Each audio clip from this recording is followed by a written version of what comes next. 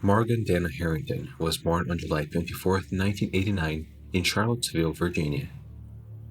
Daughter of Jill and Dan Harrington, Morgan also had an older brother named Alex.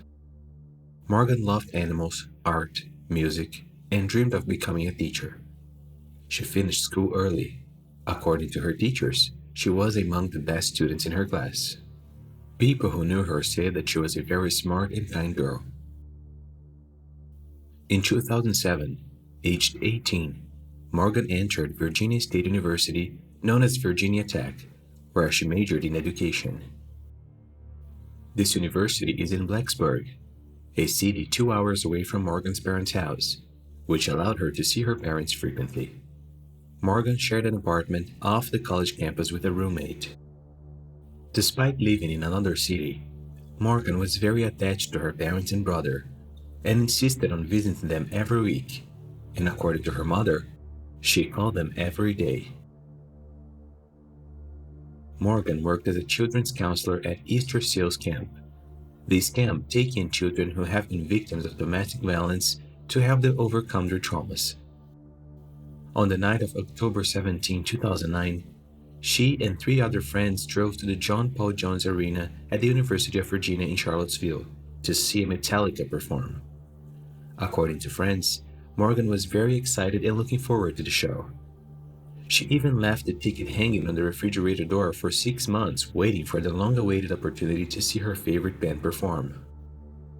During the opening performance, Morgan left her friends to go to the bathroom. Some time passed, and her friends called her to find out why she was taking so long, as the show was about to start. This was around 8:48 p.m. Morgan told them that she was trapped outside the arena. It is not known exactly how or why she left the arena, but it is known that the security guards didn't allow her to enter again. The arena had a policy that after exiting, one was not allowed to return inside. Morgan told her friends not to worry, because she would catch a ride to Harrisonburg, a town an hour away from where she was staying, so she wouldn't have to wait outside alone all night. Morgan's friend then agreed and continued to enjoy the show.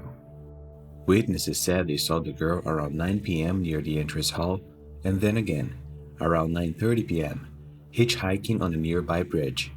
There were also 2 witnesses who claimed to have seen her around the same time, appearing to be disoriented and very cold. Apparently, Morgan had consumed alcohol and had also forgotten her jacket inside the arena, and it was very cold that night.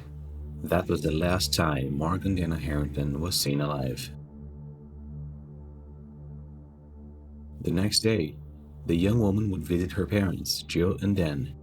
Her father had agreed to help her study for the math exam she would have the following week, but Morgan didn't show up and wasn't answering messages and calls either. Morgan's parents got in touch with the friend she was with the night before, and to their dismay, they discovered that they had separated during the show, and no one else knew where she was. On October 18, 2009, the day after her disappearance, Morgan's bag was found at around 7 a.m. in a grassy area near the university's football field. According to the police, in Morgan's bag were her student ID, driver's license, credit card, a canteen, and her dad's cell phone. It turned out later that the place where her bag was found was used as a stop by taxi drivers when big events took place. Morgan's disappearance quickly reverberated and made news. Morgan's friends, who were with her that night, began to receive insults from people who said that they were to blame for her disappearance, for not telling the girl's parents what had happened on the night of the show and also informing them that she wasn't answering her cell phone. In response to these people, Morgan's parents have said in interviews that the girl's friends were not at fault. They said they wished they had reported her missing sooner, but they didn't believe it would change much, as Morgan was no longer a child and the Amber Alert wouldn't be triggered by her. So it probably wouldn't make a difference, and asked people to stop the insults and worry more about helping to find her. From that moment, intense searches began and around 2,000 people came together to help, including friends and family. They put out posters and the police checked security cameras and looked all over the area, but nothing was found. 3 weeks after Morgan disappeared, a student found a bloody Panther shirt lying in a bush in front of his apartment building. The boy's apartment was located near the arena, and the student, knowing of Morgan's disappearance, decided to call the police. After analysis, it was confirmed that that shirt was the same one Morgan wore on the night of her disappearance. On the shirt were found the DNA of Morgan and one other person who could not be identified.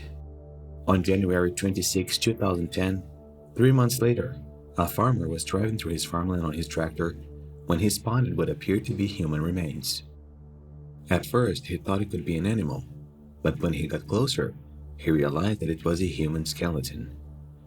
There were no shoes, clothes, or jewelry around, so the farmer, who already knew about Morgan's disappearance, began to think it might be her. The 700-acre farm, known as Unheard-of Farm, is located 16 kilometers from the area where the show took place. The remains were found in a remote area of the farm, and the nearest access to the site was 2 miles away, with no movement of people. The farmer just didn't find the body before, because in October it snowed in Virginia, making it difficult for the body to be found. So in January, when the weather was milder, it could be spotted. After analysis, authorities confirmed that the remains actually belonged to Morgan Dana Harrington. Dan, Morgan's father, learned that his daughter's body was found in the worst possible way. He received a call at his home from a reporter, asking what he thought of the body that was found. Dan, who still hadn't been notified, contacted the police to find out what was going on, and much to his dismay, the police confirmed that the remains were those of his missing daughter. According to coroner's analysis, Morgan's bones were shattered. She had suffered a fracture on the left arm, had 2 broken ribs, and a severe skull fracture. Morgan's mother, Jill, later confirmed that her daughter suffered a very violent attack, and that she was also a victim of forced intercourse before she was killed. Jill, Dan, and Morgan's brother Alex, very shaken by the news, tried to find some peace in that difficult moment and visited the farm where the girl's body was found. The crime left many residents of the region fearful. The idea that a serial killer could be living and operating nearby was frightening. People were terrified. In 2010, forensic tests were able to link the DNA found in the Panther t-shirt that Morgan was wearing the night of her disappearance to a cold case that took place in 2005 in a nearby town called Fairfax. At the time, a girl who was identified only with the initials R and G was brutally beaten and victim of forced intercourse in that city. She was 26 years old at the time of the crime. According to her testimony, on September 24, 2005, she was returning from a market at around 8:30 p.m. When she was about to enter her house, she was surprised and grabbed from behind by a man. This man took her to a deserted park near her neighborhood. According to her, the man threw her head against the ground and then punched her in the face. She screamed for help, but the man said he would kill her if she screamed again. The man also said that she needed to let him do whatever he wanted to, and then he would let her go. At some point, she said she lost consciousness, and when she recovered it, she saw the headlights of an approaching car. Her attacker fled, leaving her there, lying on the ground. The man who got out of the car ran to help her, and then tried to find the attacker, but without success. Then he called the ambulance and waited with her until they arrived. After examinations, it was found that the girl had DNA on her nails, but that DNA didn't match any one registered in the police database. The girl even gave the description of her attacker to the police. He was a black man, approximately 180 meters tall and about 90 kilograms, with short hair and a beard and mustache.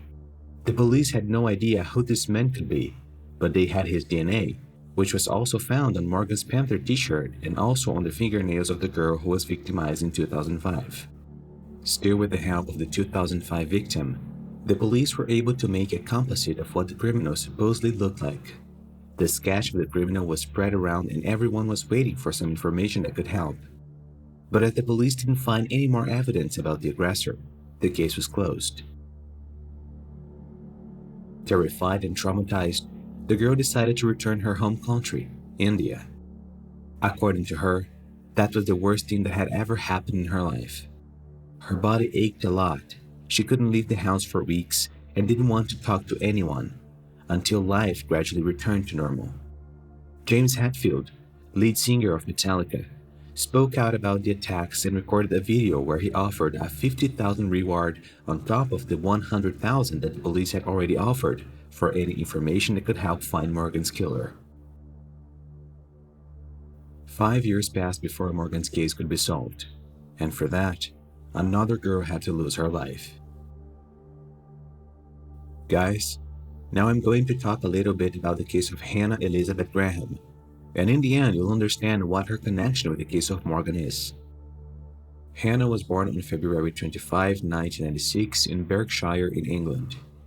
She lived with her mother Susan, her father John Graham, and her brother James. In 2001, when she was 5 years old, she moved with her family to Fairfax, Virginia. Hannah was considered a very talented athlete and a great student. At age 18, she was already in college at the University of Virginia. On the night of September 12, 2014, around 11 o'clock at night, Hannah and her friends went to a party. There, after meeting another friend, Hannah and he left together to go to another party that same morning. However, Hannah was feeling very bad as she had been drinking, so she thought it was best to leave. A friend offered her a ride, but Hannah declined and said she would walk home. Around 1:30 in the morning, Hannah texted a friend saying she was lost. That was the last anyone heard from her. The next day, Hannah doesn't attend to a meeting of friends that she had arranged days before. Her friends started to worry and decided to notify Hannah's parents, who, after looking for her and not finding her, decided to report her disappearance to the police. Investigators linked Hannah's case to Morgan's case, and concern began to mount over rumors that an alleged serial killer was operating in Virginia, as I've said before. The police managed to recover several images from security cameras that had recorded Hannah's last steps during the night, and according to these images, Hannah took the following route. At midnight 45, she was seen walking alone past a bar called McBrady's. 10 minutes later, the camera captured Hannah running past the gas station, but it didn't look like there was anyone running after her. At 1:06 a.m., Hannah was seen at a pizzeria called Sal's Pizza in a mall, and at some point a man was seen following her. This man was later identified by police and said he was following the girl because she looked distressed and he wanted to make sure she was safe.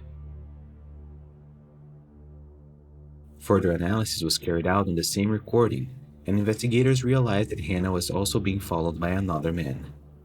It was a black man with long hair and wearing light clothes. He was on the opposite side of the mall. He then crossed to the side where Hannah was and started walking behind her. Sometime later, she was seen again by the security camera of a jewelry store, but this time she was no longer alone. The same man in light clothes was with her, his arms around her shoulders. After that, they were not seen again by security cameras, but it's known that he took her to a bar called Tempo. According to witnesses from that bar, he bought her some drinks and had his arms around her shoulders the whole time. Later, Hannah was seen in an orange car with the same man, and someone could hear her saying, "I'm not getting in the car with you." At 1:20 a.m., she sent that text message to her friend saying she was lost. After that, no one saw her. On September 20, 8 days later, after analyzing the security cameras, the man who appears in the images officially became the main suspect in her disappearance. Jill, Morgan's mother, due to the repercussions of the case, found out about what happened, and that she had also been through that situation. She offered all her support to Hannah's family. Hundreds of volunteers helped Hannah's family and the police search for her. Charlottesville Police Chief Timothy Lango said he believed Hannah was still in Charlottesville or one of the 9 counties in the area. He also urged farm owners to look for her on their land. On October 18, 2014, human remains were found in an abandoned property in Albemarle, a county about 5 miles from where Morgan Harrington's remains were discovered. On October 24th, 6 days later, after analysis, the police confirmed that the body found was Hannah Graham's. That same day, her parents visited the property where she was found. Later, on November 18th, the Washington Post reported that Hannah's cause of death was homicide of undetermined origin. Sometime later, the police managed to identify the man captured by the security cameras. It was Jesse Matthew Jr., a 32-year-old nursing assistant who occasionally worked as a taxi driver. On the same night that Hannah disappeared, Jesse was seen lurking around different bars in the area, accosting various women and behaving inappropriately. Jesse's car and home were searched, and the police took several items to be examined. On September 21st, Jesse went to the Charlottesville police station and spoke briefly with officers, saying that he would not say anything without a lawyer, and since there was nothing concrete against him, he was released. All the police could do was keep an eye on Jesse, and for a while he didn't commit any infraction.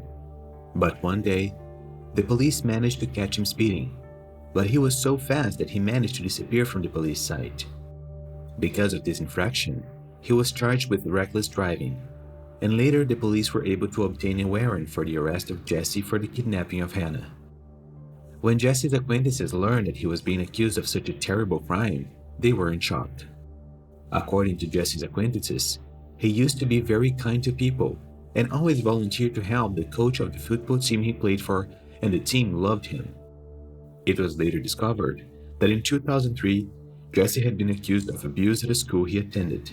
He was expelled from the football team and school over these allegations, but was not arrested as the victim didn't pursue the allegations. About 11 months later, at another school where he studied, Jesse was once again expelled from the team and school for the same reason. However, nothing came of it. No source I could find had the information as to why Jesse wasn't charged, but by all indications, the victim didn't pursue the charges either.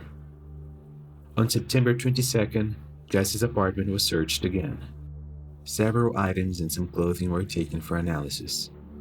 A day later, the police were able to gather enough evidence to arrest Jesse for Hannah's kidnapping, but the man had already withdrawn all the money from his bank account and fled. He was found a few days later recognized by a woman. Jesse was already in Texas, 2,000 kilometers away, camping on the beach, and was arrested that same day. The woman who reported him stayed where Jesse was until the police arrived to make sure he didn't run away again.